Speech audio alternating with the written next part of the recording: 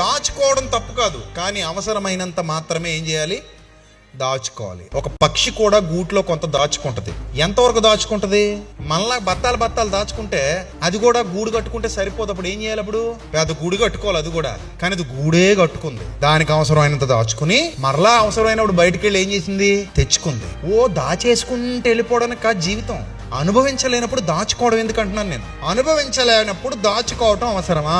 నువ్వు వాడుకునేలా ఉంటే ఉంచుకో, వాడుకోలేనప్పుడు ఉంచుకోవద్దు.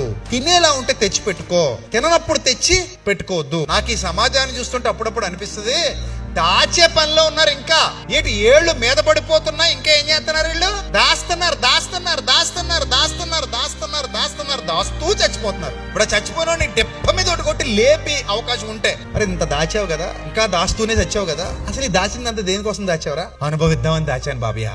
ఏం చేద్దామని దాచావరా? 70, 75, 80లో కూడా ఏమైనా అనుభవించావరా? లేదు బాబయ్య, దాచే పనిలో ఉండి అనుభవించడం మర్చిపోయింది బాబయ్య. ఎందులో పడ్డావు నువ్వు? దాచడంలో మాత్రమే పడ్డావు. ఉపయోగించుకోవడం పట్టించుకోలేదు నువ్వు. దాస్తూ దాస్తూ దాస్తూ దాస్తూ ఏం చేశావు? చచ్చిపోయి. ఇదా జీవితం? పోనీ ఎవరికైనా ఉపయోగపడ్డావా? ఎవరినైనా కరుణించావా? ఎవరికైనా జాలి చూపించావా? మరి ఏం చేసావురా నాయన నువ్వు? దాచా దాచా దాచా దాచా దాచి దాచి దాచి ఏం చేశా? చచ్చాక అంతా వదిలేశా. జీవితం, అసలైన జీవితం తవ్వుకుంటూ వెళ్ళిపోతే వాస్తవాలు అర్థం అవుతాయి. వాస్తవాలు అర్థమైనప్పుడు అరే మనం కూడా పిల్లవాడి చేష్టలు చేస్తున్నావా అనిపిస్తుంది. అర్థమైందా? ఈ పిల్లవాడి చేష్టల్లో కొన్ని సంగతులు మనం చేసే పనుల మీద మనకు అవగాహన కల్పించవు. చూడండి, మీరు దాచుకోవడం తప్పు కాదు, కానీ అవసరమైనంత మాత్రమే ఏం చేయాలి? దాచుకోవాలి.